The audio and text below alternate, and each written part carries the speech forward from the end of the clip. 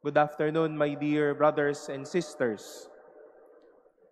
A significant image was given us today through our readings, a rock, bato.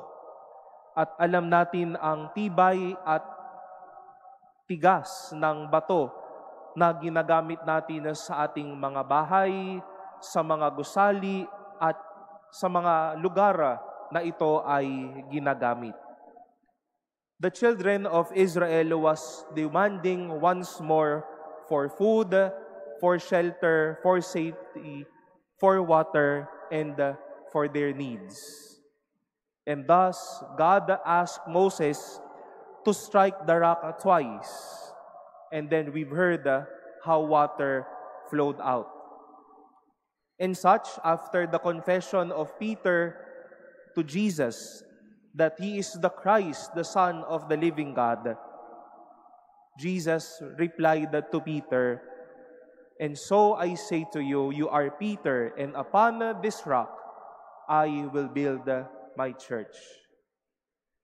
We are talking about rocks that's a solid and firm, life-giving, and also faith-strengthening. But if we wish to see the other side of the coin, there were other rocks that seem to be present in our readings today. At ayun ang mga matitigas na puso ng mga Israelita at ang hindi makapaniwalang Pedro sa haharapin ni Jesus. Sometimes hearts can be hard as stones. Hindi lang nagmamatigas o matigas dahil hindi umiibig, hindi ipinapakita ang init ng pag-ibig.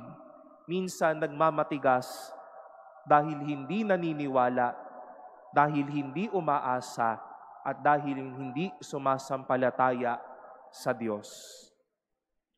We might need to check our hearts and ourselves, my dear brothers and sisters. Our faith, our trust in God, our hope in the Lord, if it is still living, or is it hard as a stone? Nagmamatigas pa din ba ang aking puso? Hindi pa din ba ako naniniwala sa katapatan ng Diyos?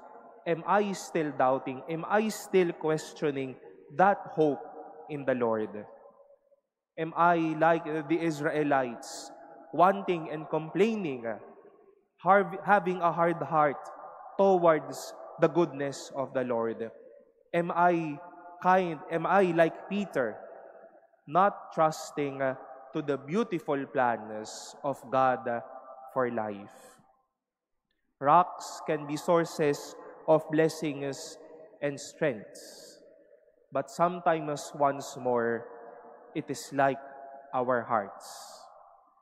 Huwag nating hayaang magmatigas o maging matigas ang puso natin sa mga grasya ng Diyos sa buhay o sa mga katotohanan na gustong iharap nito sa atin.